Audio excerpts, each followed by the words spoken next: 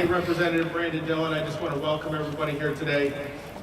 We really appreciate you coming out. I'm proud to represent the city of Grand Rapids in Lansing, and I think more than most communities, the people in this city are committed to protecting police and fire services. I'm here.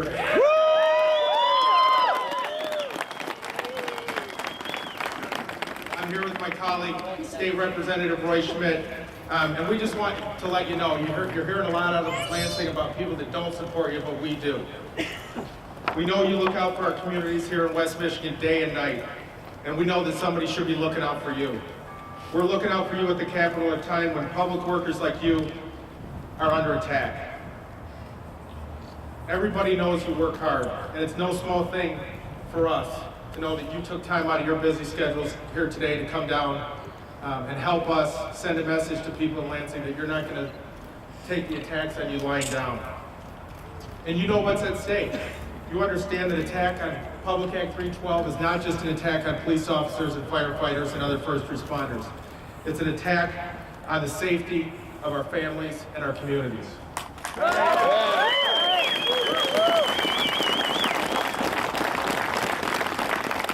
And you're here because you know when there's danger, it's not the people behind this microphone, but the people out there are the ones who step in and face it every day. You're the ones that rush in when the rest of us rush out. We as your state leaders value the contributions of all public workers, and I know that there's more than just police officers and firefighters here today. There's teachers, nurses, there's the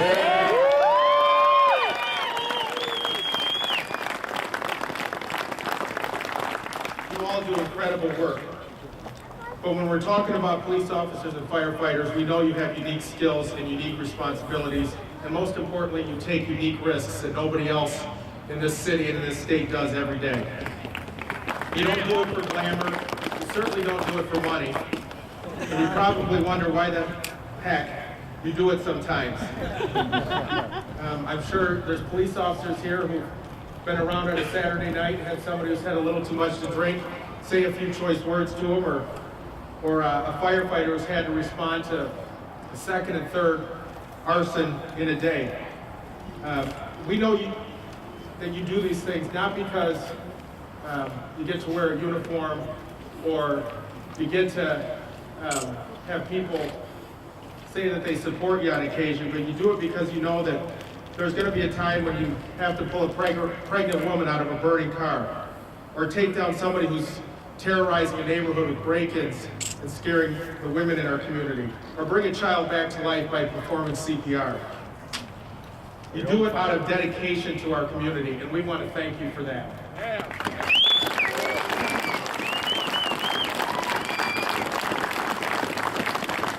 Most importantly, you deserve more than legislation that seeks to take away your rights to have any say in your wages and benefits, or take away the ability of our city through drastic revenue sharing cuts to be able to employ enough of you to keep our community safe. You deserve our support, you deserve our respect, and you deserve our gratitude.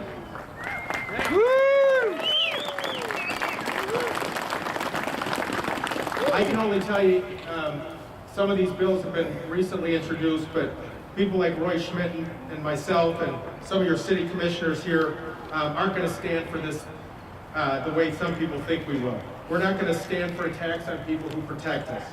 And whether those attempts are to repeal Public Act 312 or just gut funding for local governments, we're going to make sure we do everything we can to give you the tools you need to keep our people safe.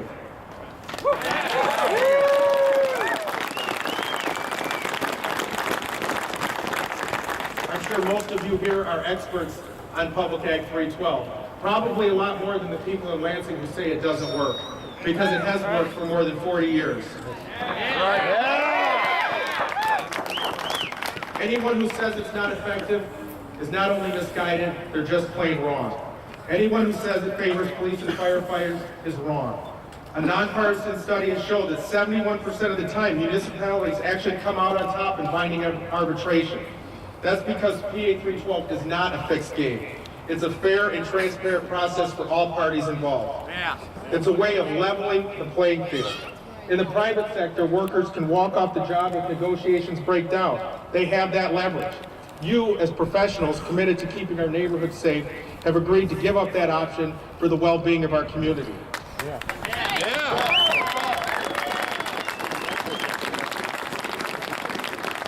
You've agreed to binding arbitration to give equal power to local governments and to police officers and firefighters who are trying to make a decent living for themselves and their families. You deserve the opportunity, just like every other worker in Michigan, to have a decent wage with decent benefits and to have a lifestyle that supports a middle-class family.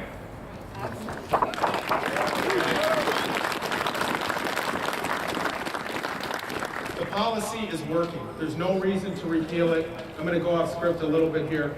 The attack on 312, I think, is more than just an attack on binding arbitration rights for police and firefighters. It really is an attack on all working people in this state. We just want to have the simple ability to have a level and fair playing field. They just want the simple ability to be able to contribute to discussions about how they're going to be able to best do their job. There's nobody in this city or in this state that knows how to keep streets safe and our neighborhoods functioning like police officers, firefighters, and our first responders. If we take away their right and your right to have any say in how we compensate them, we're going to jeopardize public safety in this state. We're going to jeopardize public safety in this community. And I can tell you, the one thing I'm going to fight from now until the budget's settled, until all these legislations are passed, is to make sure that you still have a right to say what you think your job should be, how much you think the compensation should be, and have an opportunity to keep our community safe without feeling like you're under attack all the time. Thank you.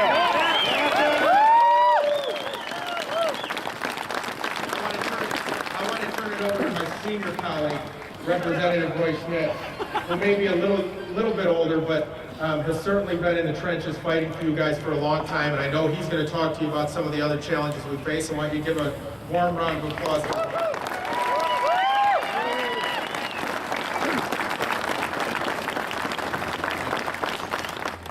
Thank you very much, Representative Dillon.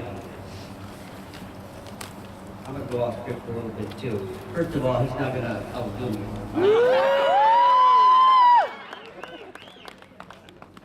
Before I make my comments, we're the second largest, we have the second largest city in Michigan. And right behind me, we have 4 out of the 7.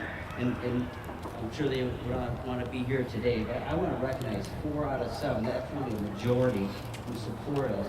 And that is Commissioner Rosalynn Bliss, Commissioner Ruth Kelly, Commissioner Walt, and Commissioner David.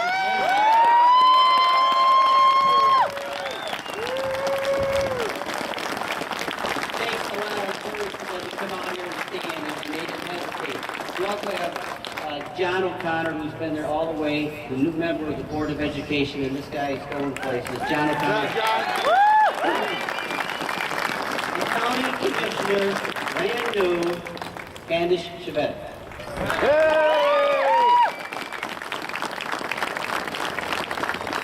As Brandon said, I'm Roy Schmidt, State Representative, and welcome to the 76th District.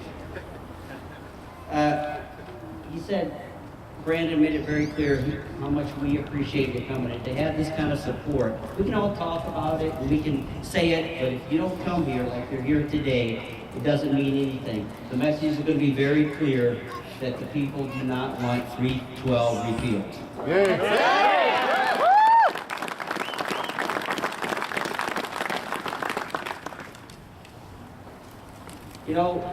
What it really says is every day police and fire have incredible risk, and now all of a sudden we have an incredible lack of appreciation for what you do, and that goes for public employees in general. You deserve much better.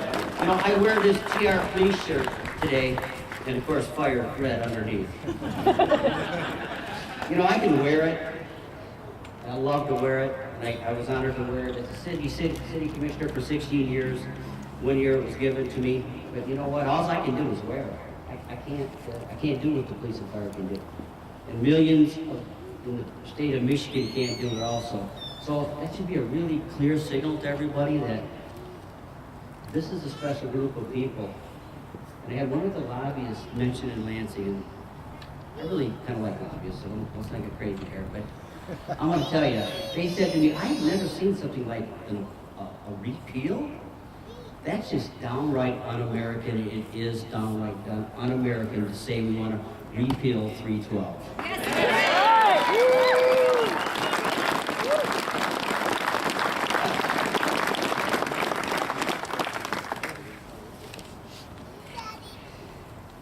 Let me also talk now a little bit about revenue sharing, and I'm going to change the name, and I hope it starts changing for good, because a lot of people, as Brandon said, probably a lot of the 61 new state legislators coming in have real good intentions, but they don't know what revenue sharing is. So today I'm going to call it public safety and the quality of life in Grand Rapids and all Michigan cities. Right. Well, what is it, and how did it come about? Very, very quickly, in 1985, Grand Rapids and many other communities were actually taxing themselves. In the state, remember, they just take all our money. They said, hey, listen, we'll take that over. Let us take the money. We'll give it back to you in the form of revenue sharing, which now has changed to public safety and quality of life. And then we'll give it back to you. And you know what, everybody? It worked really good for a while. But then the state ran out of money because they gave a lot of stuff back. And then all of a sudden they said, well, we have to take your revenue sharing. We'll just take 1% here, and 2% here, and 3% here. But guess what? Grand Rapids has lost over $100 million in revenue sharing / public safety quality of life. Is that ridiculous or what? Yes, it is. So I guess the point here, it's simply, not something that we should, a gift. It's something the state owes us. Amen. And we, like many other communities, would not have any problems. Just think if we had that money. They wouldn't be constantly telling us we have to reorganize ourselves and be better and run smarter. And we're actually one of the best run darn cities in Michigan, as far as I'm concerned. I don't think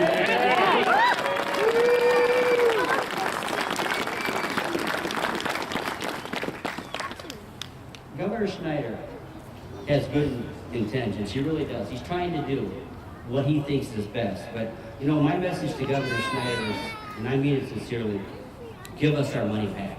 We deserve it. Yeah. There's going to be some other speakers, but again, we need to be vigilant on this and stay with our public employees, educate the public, and we are going to win. And that's the key. And your support today was just outstanding. So thank you very much. What a gorgeous day we have here. This isn't the end, this is the beginning. Yes. You want to mess with police and firefighters? Well, guess what? We're going to stand up and we're going to be loud and we're going to take this all the way to Lansing on Wednesday. Yes. You want to take our rights away? We've got something to say. Now, last night, I was coming back from a call. I was on Engine 3 down Bridge Street, and I was laying in my rack trying to get a little rest, and of course, guess what? Our watchman was doing a bad job, got another call. And that happens. It's very frequent that we're up all night long taking care of our citizens, taking care of our community, and that's our job, and you're not going to mess with my job. It's ours. And when I say my, I mean we. Because last night I was thinking about my family. I was thinking about my family at home. How they have put up with a lot. These 21 years I've been a firefighter. I started out in Florida. I feel like I'm the poster child for binding arbitration because you know what? I was making $8, a little bit over $8 an hour down there. And we went to negotiations and we asked the city for a 3% raise. We're talking 25 cents. 25 cents an hour. We went to a non-binding arbitration. The arbiter sided with the firefighters, said yes, they are due, they're well due. A 3% raise and then some. And the city said no. Tarpon Springs, Florida said no. We don't have enough money. Do you know within 2 to 3 weeks, they went and spent $40,000 on a sponge boat to sit in a river and collect dust? Now I know that sounds kind of harsh. There's some seagulls out there too. But that boat meant everything. Everything I didn't mean to that city. And I got sick of it. And I told my wife one day, I called her up and I said, you know, Jack, I want to take our pension money, whatever we've got, and we're going to run up to Michigan, and we're going to try and do what we can up there, because that's where strong labor laws are. I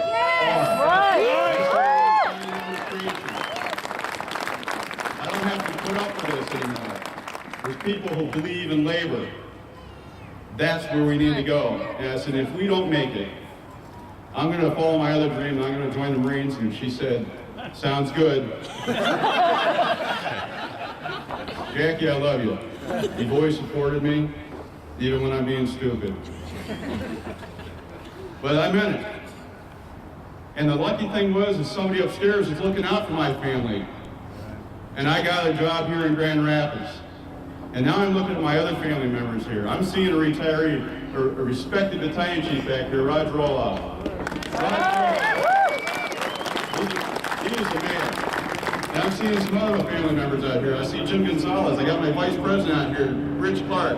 I see the parents of my godson, Jason and Sue Kelly. They're not here because they don't have something better to do. They run another business, but they're here supporting their family. I see Kevin Fox. I could go on and on. I've got people from across the state. I've got Sean Abbey, our 2nd District VP from Michigan Professional Firefighters Union here. We've got a lawmakers here. We've got Bill from Network. I see even John Keeler. Happy late birthday, John. I'm sorry I missed you yesterday. Scott Stevenson's out there. I could go on and on, but you know, it's all about family. It's about sticking up for ourselves. And that's what we're going to do. Under my red shirt, I've got blue sleeves. Why do I have that? Because I've got other family members out there. Retired Sergeant Deb Vasquez is here. Yeah. One of my good friends. Now, her husband would have been here, Buffy would have been here, but he's working right now. He's a retired fire lieutenant. Todd Vanderwall's here, my treasurer from the union. John Zinn would have been here, but he's working. He's taking care of us right now. Folks, this is serious. And you think Wisconsin's got something going on, and Ohio's got something going on. Wait till we get to Lansing on Wednesday. These people, and I'll tell you what, I'm going to wrap this up, and I know everyone's going, thank God for that. When I first came to this city, my first day, we had a bad chief say something really naughty to me. And I thought, I'm going to keep my mouth shut because, you know, I just left a pretty good paying job to come here. And let me tell you something, I did work for General Motors briefly. And I left that job where I was making more money to come here. Not to get rich. Because firefighters, you'll never get rich being a firefighter. It's because of my passion. But I knew that if I kept my mouth shut, kept my ears open, I'd learn something from every one of these people I just mentioned, and then some. And that's the advice I'm going to give to some of these new legislators in Lansing. Zip it up and listen, please. Please listen to us. We've got something to say. Because I tell you what, a bad opinion can quickly make bad policy. Quickly. And that's not fair. It's all about being fair. I see Teamsters out here. I see GREIU out here. And I know the teachers, the MEA is out here. Yeah. Thank you. I just saw my predecessor, Joe Haveman, out here with his wife, Mandy. It's all about family, guys. And we're going to get them. We're going to get out there in Lansing, and I want my firefighters to give me a call. Follow me. I'm going to email you. We're trying to get a bus right now and get people lined up. If you can't make the bus, and if for whatever reason we can't get one, 9 o'clock, Radisson, downtown Lansing. That's when we need you there. Downtown Lansing and Radisson. At 9:30, we're going to walk. We're going to go to the Capitol. And we're going to carry all these signs that you have right now, and then some. We're still making some up right now somewhere at an undisclosed location. And we're going to come out, and we're going to come out hard. And I want to thank my commissioners, too. Yeah.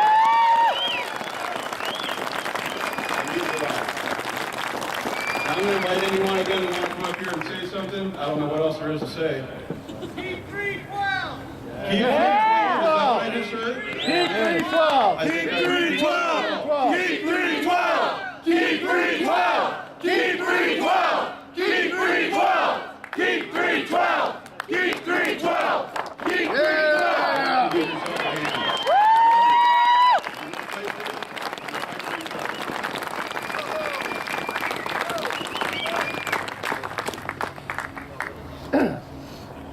Rick Clark. Yeah, thank you. I'm not trying to get another speaking slot.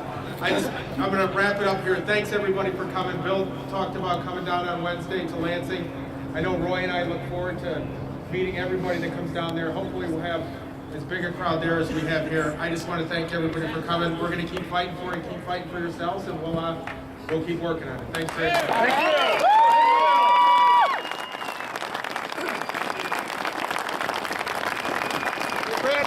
Brandon, what's the most effective way to write in and contact our brother Reg? You need to call, email, fax, knock on